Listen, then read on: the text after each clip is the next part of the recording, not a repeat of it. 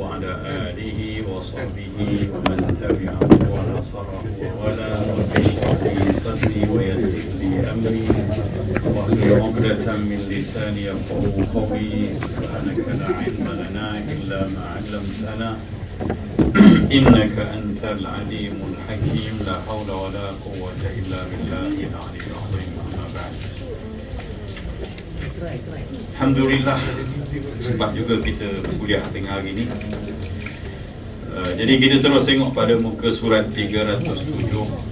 Zikir menggantikan solat tahiyatul masjid. Kita dah bincang itu solat tahiyatul masjid ni kita dirikan sebelum kita duduk. Dan tuntutan ini besar sampai ketika khutbah pun Rasulullah bila nampak ada orang tu duduk, Rasulullah suruh bangun. Cuma bila mana ada khutbah dah berlangsung, kita tak bolehlah sujud solat dengan agak lama, panjang.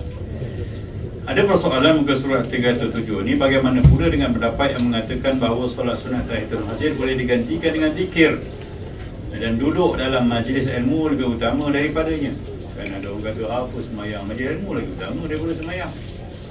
Kan orang nak sunat saya duduk majlis ilmu lebih afdal ni. Betul ke pendapat tu? Benar, solat sunat tahiyatul masjid boleh digantikan dengan zikir. Betul sebenarnya. Ya, tetapi bukan semata-mata mengutamakan majlis ilmu semata-mata. Bahkan ada halangan padanya seperti hadas atau sebab-sebab yang lain. Ya, jadi kita masuk masjid nak bawa wiring. Kan? Maka nak ambil sembahyang malas. Dengan tangan kena nak mengecak ke apa kan. Tapi masjid tu tak masjid, surau tak surau. Maka halangannya bukan kerana menghormati majlis ilmu dan sebagainya. Apa sajalah sebab. Kan, kadang-kadang kunci tertinggal, esok baru datang masuk. Ya, dah pakai stokin pun tak ada wudu. Nak ambil sembahyang, ambil tahiyatul masjid tu. Nak kencau pula bercepat ni. Maka ada satu benda yang kita kena buat yang disarankan oleh para fuqaha. Ya, inilah yang dicanangkan oleh Imam Nawawi dalam kitab Al-Adhkar disebut. Sebagaimana para ulama mazhab Syafi'i berkata, siapa yang memasuki masjid dan tidak boleh melakukan solat tahiyatul masjid disebabkan hadas, suatu urusan atau sebagainya, maka disunatkan dia membaca zikir ini 4 kali. Semua orang tahu zikir ni, tapi tak tahulah macam mana. Apa dia? Subhanallah walhamdulillah wala ilaha illallah wallahu akbar 4 kali. Ya, ulanglah. Memang dia tumpat subhanallah 1, alhamdulillah wala ilaha illallah wallahu akbar 4 kali. Tapi mentang-mentang dah ada ilmu ni ke tak sembahyang tahiyatul masjid je pula. Jangan gitu. Ni kalau tak boleh datang-datang ya subhanallah alhamdulillah. Subhanallah alhamdulillah. 4 kali betul senyum. Sembahyang bos. Tak ngaji kau. Jangan gitu, bukan. Ni kalau in case kita ada masalah, ya, ada keperluan, memang tak ada wudu, tak apalah. Tapi kalau datang-datang main Jumaat apa tu duduk, subhanallah alhamdulillah Allah saja ya. Bukan itu pilihan yang utama. Prioriti kita tetap tahiyatul masjid. Cuma kalau ada halangan barulah berzikir dengan subhanallah alhamdulillah wala ilaha illallah Allahu akbar ya 4 kali. Jadi disunatkan bacanya kerana zikir ini menyamai fadilat solat sunat 2 rakaat. Ya. Dan perbuatan ini tidak ada salahnya. Zikir ini menyamai dengan pahala fadilat solat 2 rakaat. Sebab tu kena 4 kali. Pengarang Munil Muhtaj, Imam Al-Khatib Asy-Syarbini mengatakan Ibnu Rif'ah menambah wala haula wala quwwata illa billah. Bolehlah nak tambah ya. Subhanallah alhamdulillah wala ilaha illallah akbar wala haula wala quwwata illa billah al-aliyyil azim. Habiskan. Baca 4 kali. Faedah bacaan zikir ini disunatkan kerana zikir merupakan solat bagi sekian makhluk Allah Subhanahu wa taala selain Adam, sama ada binatang maupun benda-benda yang tidak menyangkut pokok. Inilah zikir dia. Sebab siapa aja tanam pokok, rumah ada keliling banyak pokok, tapi bukan pokok plastik lah beli kat DIY tu. Itu tak zikir, pokok hidup. Tanamlah pokok kesum ke, pokok serai ke apa ke dalam pasu. Di samping tu kita kena tahu sebab apa benda tu menyejukkan rumah? Bukan tabiat dia saja, sebab dia punya alam rohani yang kita kena tahu sebagai orang Islam. Apa dia? Mereka tu berzikir. Zikir dia orang, kita zikir sembahyang wa aqimis solata li dzikri. Ini kan solat untuk berzikir pada aku, kata Allah. Itu untuk umat Adam. Tapi makhluk lain berzikir dia dengan kehidupan dia. Pokok tak cakap lah, tapi dia berzikir lah. Tu yang sejuk rumah kita. Hanya tanam pokok. Tak kira rumah Cina pun kalau dia, sebab pokok ni dia makhluk Allah Subhanahu Wa Taala. Ya. Mahupun benda-benda yang tidak bernyawa seperti yang disebutkan dalam ayat berikut, wa inna min syai'in illa yusabbihu bihamdi. Ya, tidak ada sesuatu pun melainkan mereka bertasbih dengan memujinya. Batu, kayu semuanya sebenarnya memuji Allah Subhanahu Wa Taala. Jadi kita ni kalau tak boleh bertasbih puji Allah, baik jadi batu je lah kan. Sumpah jadi batu pula, batu takut batu lagi sebab jadi zikir. Bagi pendapat yang mengatakan ini ijtihad para ulama, ya, kerana berisbah pada dalil Al-Quran, dan mereka keluarkan satu hukum alternatif kepada orang yang tak dapat menunjukkan tahiyatul masjid atas keperluan bertasbih. Bagi pendapat yang mengatakan duduk di dalam masjid ilmu lebih utama, ya, maka tak payah buat apa-apa. Ambil juga dalam pendapat ni, ya. Tapi benda tu memang ada berdasarkan. Artinya siapa nak menghormati majlis ilmu, okey? Ada tak ke depan tu? Kalau kita datang, itu betul saya tengah ajar tuan-tuan sembahyang kat sini. Allah, berapa khusyuk dia. Aku pun geram tengok dia.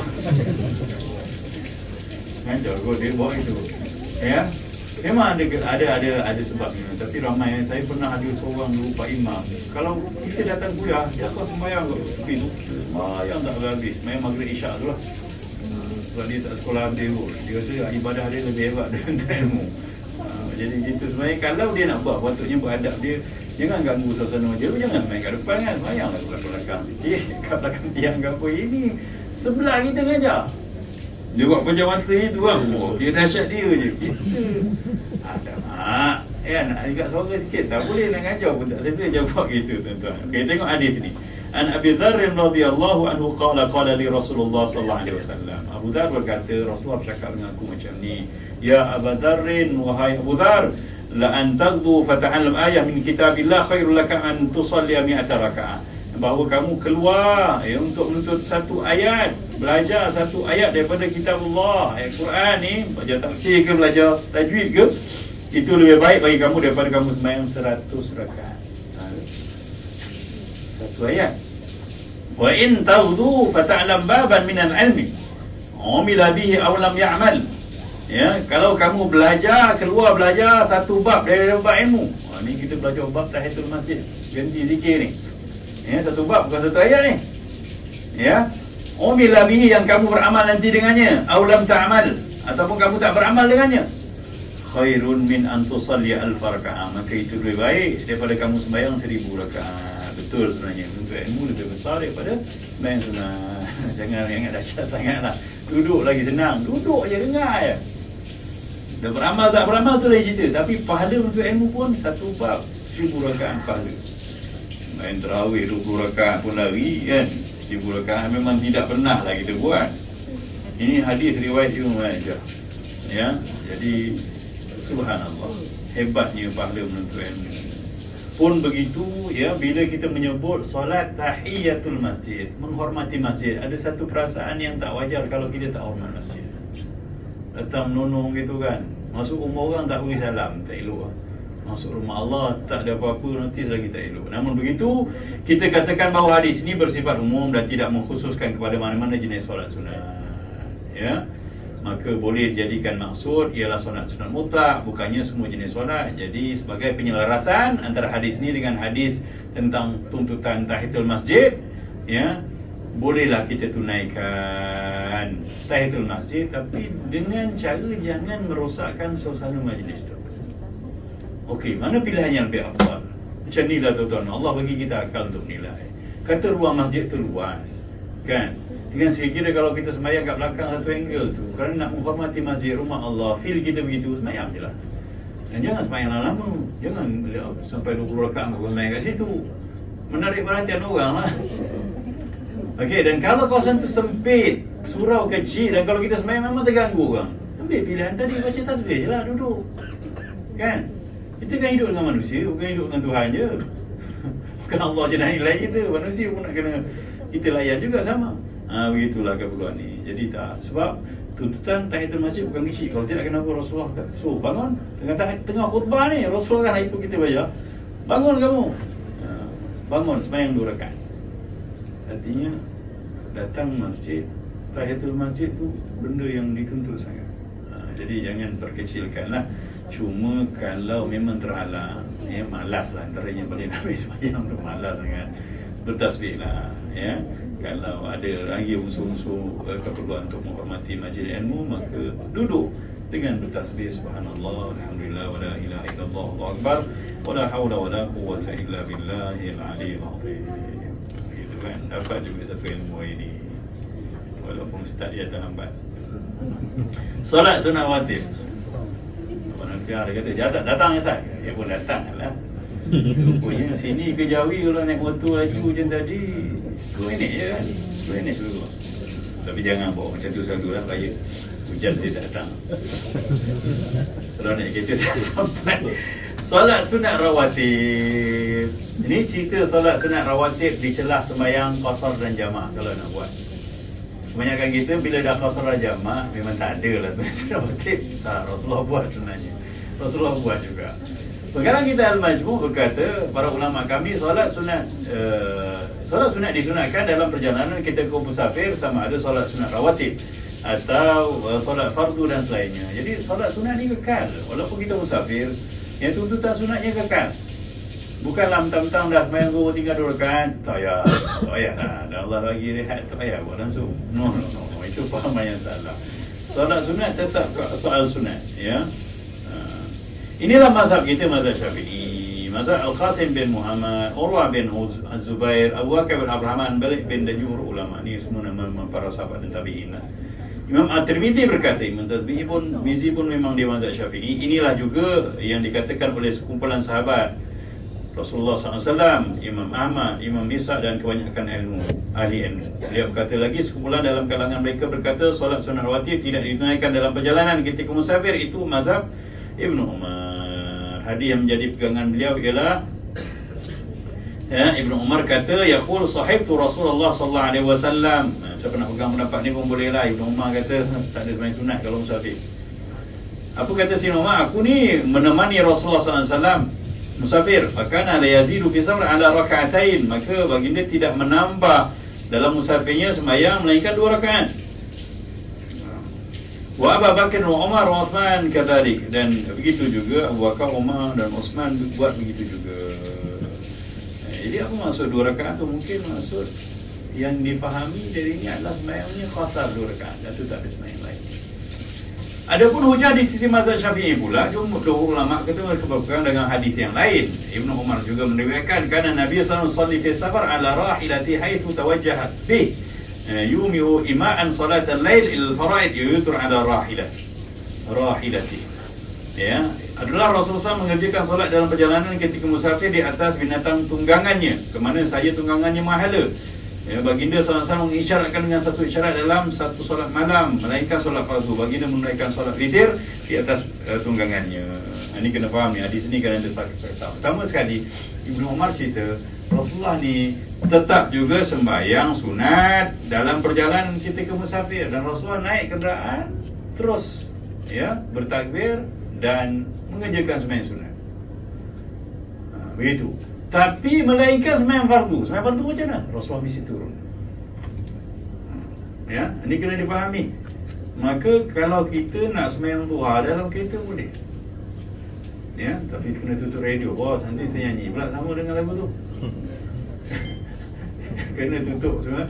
Maka kita takbir. Sebaik-baiknya tolong dapatkan arah kiblat ketika bertakbir. Kalau saya ingat sikit-sikit lah, Allahu Akbar, steering kat sini kan, maka terus ngadap steering tu. Jangan gini pula kau. Tak jadi driving tu. Rasulullah rajin sembahyang sunat. Begitu juga kita kalau sibuk sangat pun nak sembahyang sunat dalam perjalanan boleh saja. Tapi kalau sembahyang fardu tak boleh. Ya, melainkan sembahyang hormat waktu. Sembahyang hormat waktu apa? Waktu dah nak habis, nak keluar kereta tak boleh, jalan jam, ya, hujan pula, maka kita kena sembahyang on time, tak boleh qadha, tapi sembahyang tu hormat waktu. Macam mana ngadap je lah apa yang ada, apa yang boleh buat, takbir boleh, baca Fatihah boleh, baca surah boleh, rukuk sikit je, sujud turun sikit, beri salam boleh, kan? Assalamualaikum warahmatullahi wabarakatuh. Hai, sembahyang ke bang? Kan? Tegang pula. Macam mana tahu tanya dia balik? Solehah tu yang tegur kita tu. Jadi sebab dia pun buat gitu rupanya. Jadi kita boleh, tapi sembahyang fardu tak boleh kecuali hormat waktu. Hormat waktu apa maksudnya? Sembahyang tu kena ulang semula. Kalau gitu tak sembahyang. No, jangan cakap gitu. Ya, sebab kita kena sembahyang, kita mampu tak ketetapan yang ditentukan waktunya. Maghrib habis dengan 8.30, 8.40.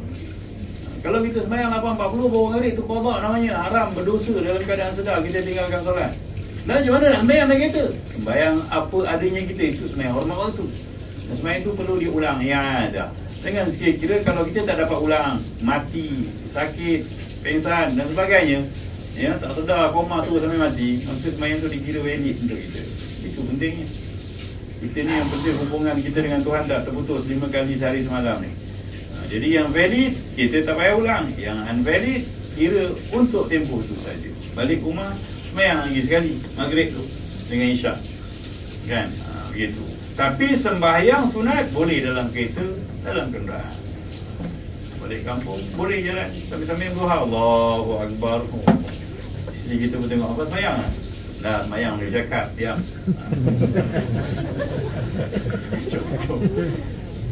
Cakap juga dia kata kan. Segitu orang asli kat belakang ni, orang asli Islam, aku seorang yang tak cakap, dia kata. Dia cakap juga. Subhanallah. Yang kena budayakan ni, sebab Rasulullah sembahyang atas fakana Nabi yusalli ala fi safar ala rahilati. Ya, Nabi sembahyang ketika musafir di atas kenderaannya. Ya, haitsu tawajahat bi. Dia menghadap ke mana saja dia menuju. Begitulah. Ya, yu'u imaan. Dan dia mengisyaratkan dengan isyarat je. Di atas kenderaan takkan nak sujud. Sujud gitu je sikit. Rukuk separuh, sujud habis. Kat steering pun jangan sebab muka kat steering lama sangat. Subhanarabbiyal a'la wa bihamdihi kau kat depan. Isyarat je. Alangkah indahnya kalau benda ni jadi amalan kita. Kan kita selalu rasa nak sembahyang susah, nak sembahyang susah. Sembahyang sunat sebenarnya apa adanya dengan isyarat pun sah.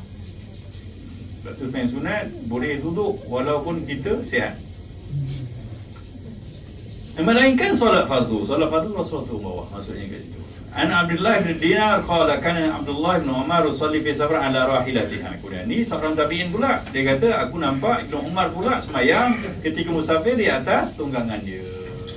Keldai ke, kuda ke, himar ke, kita tak tahu. Aina ma tawajjahat yumi'u. Ya, di ke mana saja dia menghala, dia menuju dengan isyarat. Wa dzakara Abdullah anna Nabi sallallahu alaihi wasallam, dan Ibnu Umar pun sebut bahawa Nabi buat macam tu. Jadi kita kena buat juga lah. Sembahyang duha ke kan, sembahyang witir. Itu di hujung ayat tu, wa yutiru ala rahilati.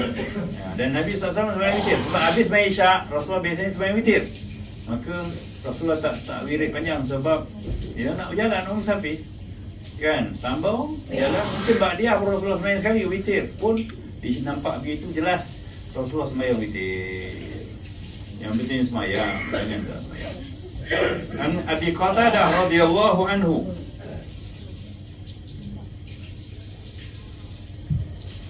fil hadits al-tawil, dalam sebuah hadis yang sangat panjang, annahu sallallahu alaihi wasallam lamma nama fil wadi wa huwa ashabu hatta talati syams fasaru hatta tafati syams thumma nazala fata thumma adzan bila fa salla rak'atain thumma salla ghada fa sana kama yasna'u kullu yawm.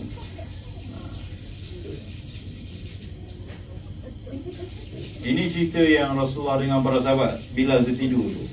Ceritanya Rasulullah sembahyang juga sunat. Ya.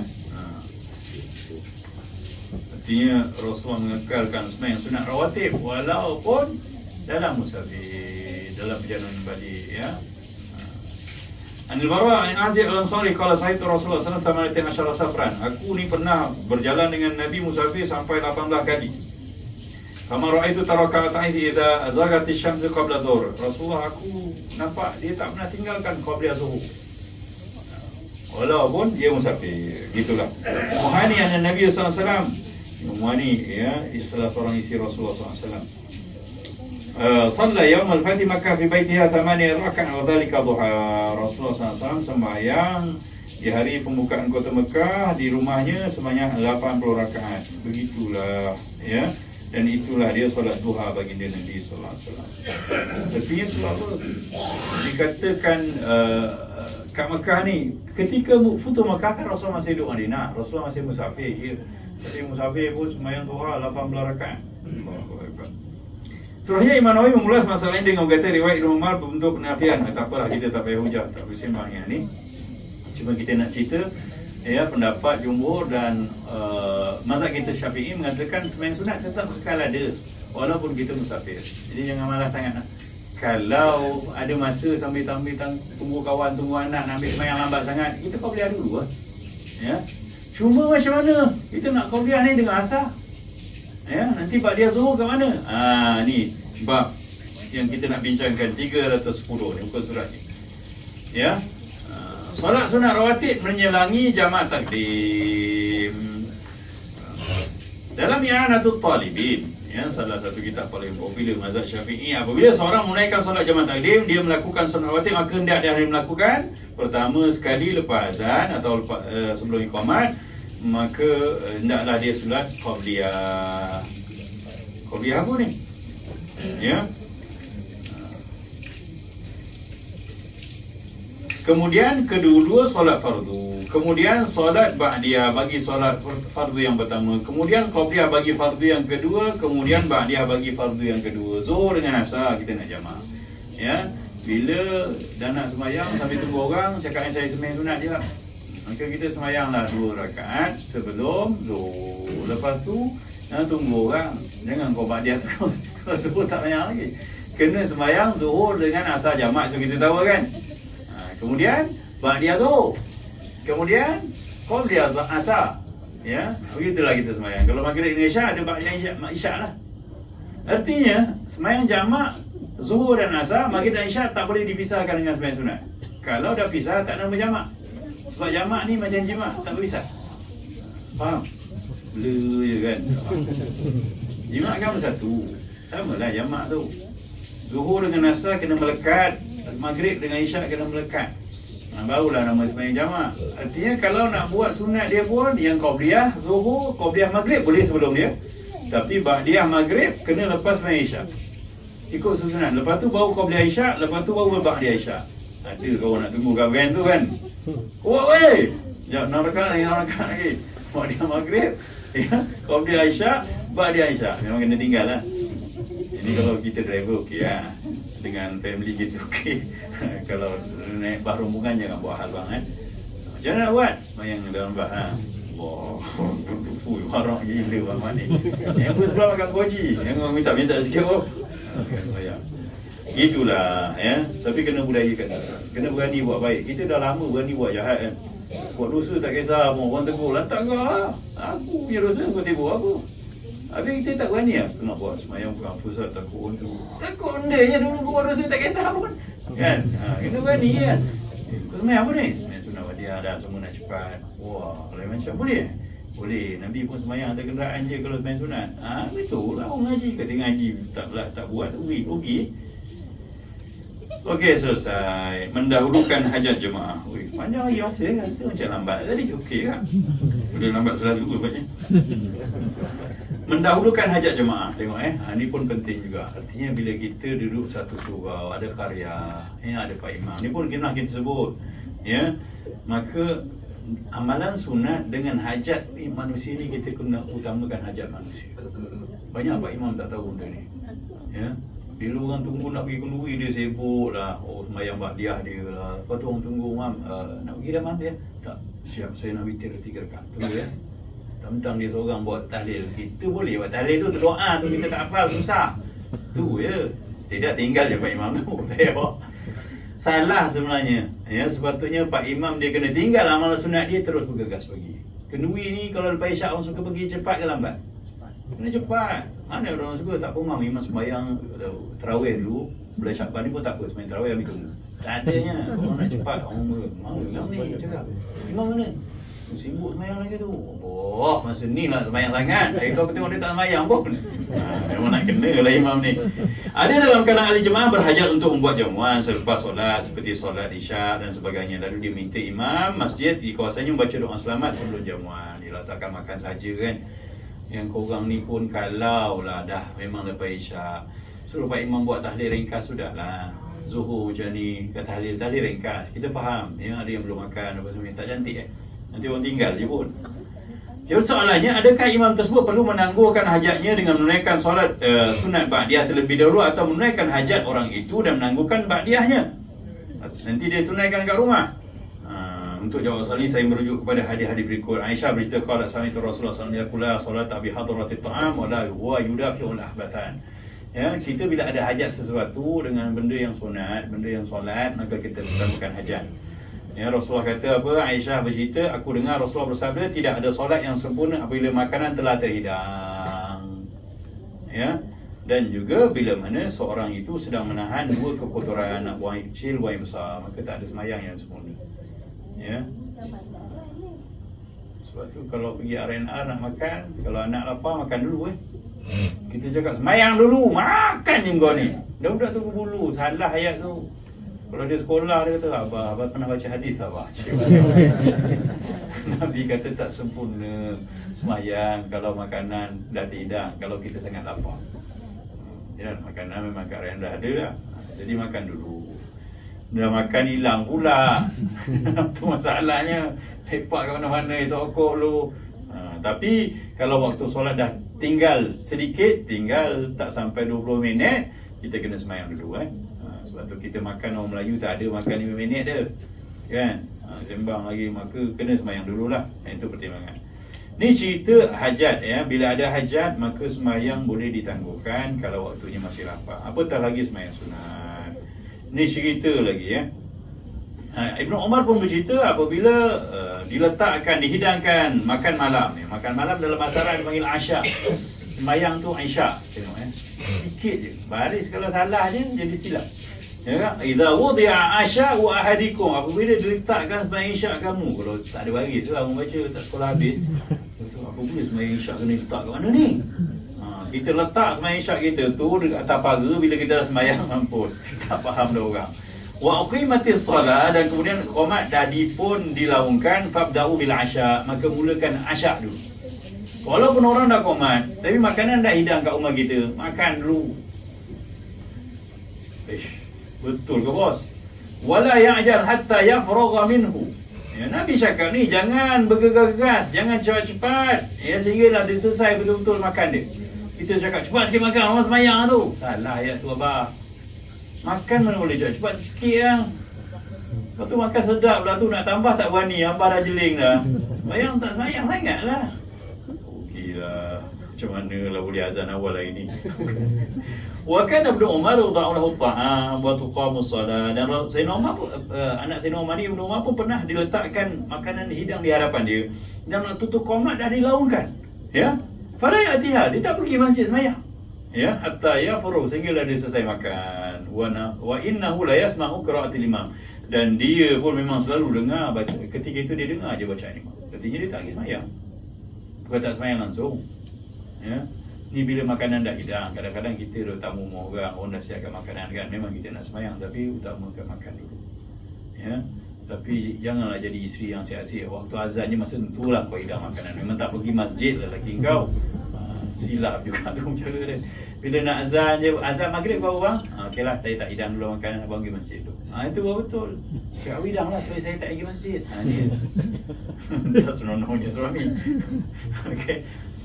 Allahu Akbar. Dan ada hadis Nabi sallallahu alaihi wasallam, Nabi diberitakan pernah sembahyang ya. Lepas asar Rasul sembahyang 2 rakaat. Para sahabat tanya, Rasul sembahyang apa? Kata tak ada sembahyang sunat lepas asar. Maka Rasul kata, sebenarnya selepas sembahyang zuhur tadi ada orang hajat pada aku kat ujung Madinah sana. Jadi aku lepas sembahyang fardu, ya, aku terus ikut dia tunaikan hajat dia. Jadi sekarang ni aku qada sembahyang ba'diyah zuhur aku tadi. Tengok, punyalah hebat Rasulullah, utamakan orang. Jadi kita kadang koyor kata nak sembahyang sunat je. Orang minta bantuan, pergilah. Orang minta sain Pak Imam, pergilah sain. Saya dulu masa jadi Pak Imam kat dalam hati banyak kayak gitu. Bila orang datang kita bergak macam sonok. Bagus Ustaz ni, kalau Ustaz cepat, kalau Ustaz semalam lagi tu semayang 2 rakaat lah, 4 rakaat.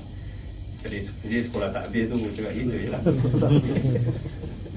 Kan, dia kira syad dia, tapi sebenarnya tak tepat.